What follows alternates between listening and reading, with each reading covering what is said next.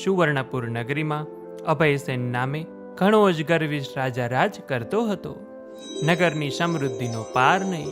રાજાની ગુણિયલ, સંસ્કારી અને અતિ સુશીલ તથા રૂપવતી રાણીનું નામ અનંગ સેના હતું. રાણી ઘણી જ નમ્ર અને ધર્મિષ્ઠ હતી. ઘણીવાર રાજાને અહંકાર ન કરવા સમજાવતી, પણ રાજાએ કદી વાત સાંભળતો નહીં. એક દિવસની વાત છે. રાજમહેલના ઝરૂખે બેઠેલી રાણી નદીના કિનારે સ્ત્રીઓને વ્રત કરતી જોઈ. તેથી રાણીએ તરત જ દાસીને આજ્ઞા આપી કે નદી કિનારે તે સ્ત્રીઓ ટોળે મળીને શું કરે છે, કયા દેવીની પૂજા કરે છે તે જાણી લાવ. દાસી તો દોડતી દોડતી સ્ત્રીઓ પાસે ગઈ અને પૂછવા લાગી કે તમે આ શું કરો છો? ત્યારે એક સ્ત્રીએ જવાબ આપતા કહ્યું કે અમે મા દશામાનું વ્રત કરીએ છીએ. આ વ્રતની વિધિ એવી છે કે સૂતરના 10 તાર લઈ 10 ગાંઠ વાળવાની, ગાંઠે ગાંઠે કંકુના ચાંદલા કરવાના. ત્યારબાદ ક્યારે વ્રત કરવાનું, કેવી રીતે કરવાનું, સર્વે વિગતવાર વ્રતની માહિતી આપી. દાસીએ મહેલમાં આવીને રાણીને બધી વાત કરી. ધાર્મિક સ્વભાવની રાણીને પણ આ વ્રત કરવાની ઈચ્છા થઈ અને મનથી વ્રત કરવાનું નક્કી કર્યું. એણે રાજાને આ વાત જણાવી તો અહંકારી રાજાએ ના પાડી દીધી કે આ વ્રત તો ગરીબ ગુરખા માટે છે.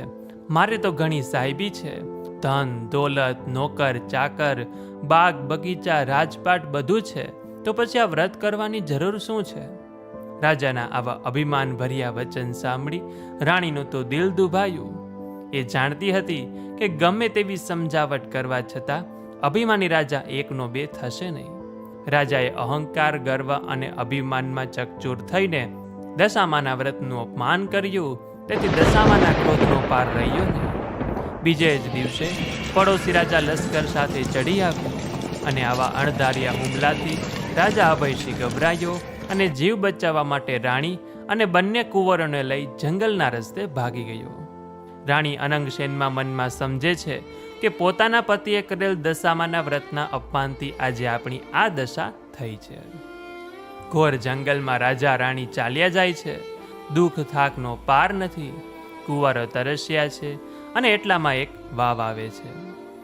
રાજા પાણી લેવા માટે વાવમાં ઉતર્યો તો દશામાએ અદૃશ્ય રહીને બંને કુંવરોને ખેંચી લીધા. કુંવરોને અદૃશ્ય થઈ ગયેલા જોઈ રાજા રાણી વિલાપ કરવા લાગ્યા. રાજા પણ મનમાં સમજી ગયો કે નક્કી આ દશામાનો કોપ છે. એ રાણીએ આશ્વાસન આપતા સમજાવે છે કે જેણે આપ્યા એણે લઈ લીધા છે, હવે એ જ આપણને પાછા આપશે. રુદન કરતી રાણીને સમજાવતો રાજા આગળ ચાલ્યો અને હવે થાકના લીધે બંનેથી ચલાતું પણ નથી. રસ્તામાં એક વાડી આવે છે. રાજાને થયું કે હાશ, 2 ઘડી વિસામો તો મળશે. પણ રાજાએ વાડીમાં જેવો પગ મૂક્યા તો ખીલેલા ફૂલો કરમાઈ ગયા. વાડીનો માળી પણ વિચાર કરવા લાગ્યો કે નક્કી આ માણસ પાપી પગલાનો છે. તેથી માળી લાકડી લઈને રાજા રાણીને મારવા દોડ્યો. રાજા રાણી ત્યાંથી માંડ માંડ બચીને ભાગ્યા અને જીવનથી હતાશ થઈ ગયેલા જેવી તેવી હાલતમાં એક નગરમાં આવી પહોંચ્યા. એ નગર રાજાની બહેનનું હતું. રાજાને આશા હતી કે બહેન જરૂર આશરો આપશે. એણે પાદરેથી પોતાની બહેનને સંદેશો મોકલ્યો કે તેનો ભાઈ આવ્યો છે. બહેને પોતાના ભાઈને એક ગાગરમાં સુખડી મોકલાવી અને સાથે સોનાની સાંકળી પણ મૂકી. સોનાની ગાગર પિત્તળની બની ગઈ, સુખડી ઈંટના કટકા બની ગઈ અને સોનાની સાંકળીના બદલે ફૂફાડા મારતો કાળો નાગ નીકળ્યો. રાજા વિચાર કરે છે કે મારી સગી બહેન મને મારી નાખવા આવું ન કરે. નક્કી આ પણ દશામાના કોપને કારણે જ થયું છે. આવો વિચાર કરી રાજાએ ગાગર ત્યાં જ દાટી દીધી અને રાણીને લઈને આગળ ચાલ્યો. ચાલતા ચાલતા એક નદી આવી. નદીના કાંઠે ચીબડાની વાડી છે. રાજા 2 હાથ જોડીને વાડાના માલિકને કરગરવા લાગ્યો કે ભાઈ, 7 દિવસના ભૂખ્યા છીએ, દયા કરીને એક ચીબડું આપ. ખેડૂતે દયા કરીને એક ચીબડું આપ્યું. રાજાએ નક્કી કર્યું કે આગળ જઈને થોડો વિશ્રામ કર્યા પછી ચીબડું ખાશું અને ભૂખ મટાડશું. પૂર્વે બન્યું એવું કે ગામના રાજાનો કુંવર 2 દિવસ પહેલા રિસાઈને ભાગી ગયો હતો અને તેનો એક સિપાઈ કુંવરની શોધમાં નીકળ્યો હતો. દશામાના કોપના કારણે રાજાના હાથમાં જે ચીબડું હતું એ કુંવરનું માથું બની ગયું અને એ માથા પર સિપાહીની નજર પડતા રાજાને પકડી લઈ તેને નગરમાં લઈ ગયા. નગરના રાજાને બધી વાત કરી અને રાજાએ પોતાના કુંવરની હત્યા કરવા બદલ અભયસેનને કાળકોટડીમાં હુકમ કરી બંદીખાનામાં નાખી દીધો.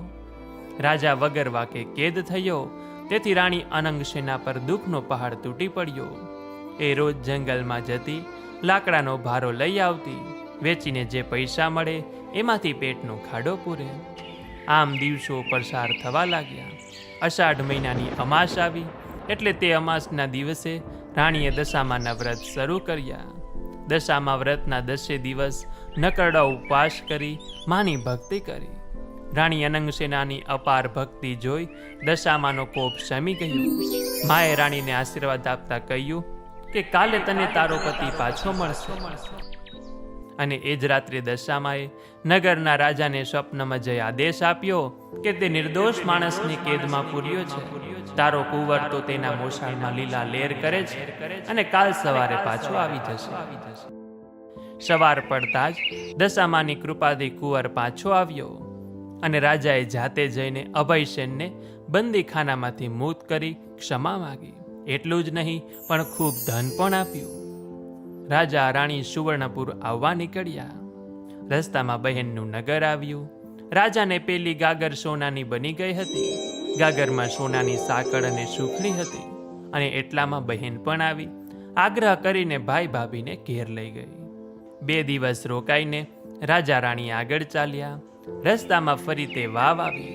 જોયું તો વાવના કાંઠે દશામાં વૃદ્ધ ડોશીનું રૂપ ધારણ કરીને બેઠા છે. બંને કુંવરો પણ ત્યાં બેઠા છે અને રાજા રાણી તરત જ માતાજીને ઓળખી ગયા અને લાકડીની જેમ માના પગમાં પડ્યા. દશામાએ તેના અસલ સ્વરૂપમાં આવી દર્શન આપતા કહ્યું કે રાજા, તે અભિમાન આણીને મારા વ્રતનું અપમાન કર્યું હતું, તેથી તારા પર હું કોપાયમાન થઈ હતી. પણ હવે તારો ગર્વ ગળી ગયો છે. વળી તારી રાણીએ ભાવથી મારું વ્રત કર્યું છે, તેથી હું પ્રસન્ન થઈ છું. તારું રાજ તને પાછું મળી જશે. માં કરતો રાજા અભયસેન દશામાના પગમાં આડોટી બોલ્યો કે માં, હે દયાળી, કળિયુગમાં તમારી કસોટીમાંથી કોઈ પાર ઉતરી શકશે નહીં, માટે આવો કોપ કદી કરશો નહીં. દશામાં મીઠા સ્વરમાં બોલ્યા કે તારી વાત કબૂલ કરું છું. કળિયુગમાં જે કોઈ મારી કથા સાંભળશે કે સંભળાવશે તેની દશા સદાય સારી રહેશે. અને આમ કહી દશામાં દ્રશ્ય થઈ ગયા.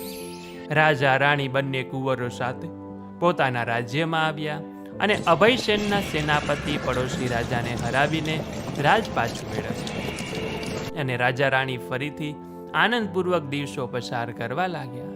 અને હવે તો રાજા અને રાણી બંને આ દશામાનું વ્રત કરે છે, દશામાની સેવા પૂજા કરે છે.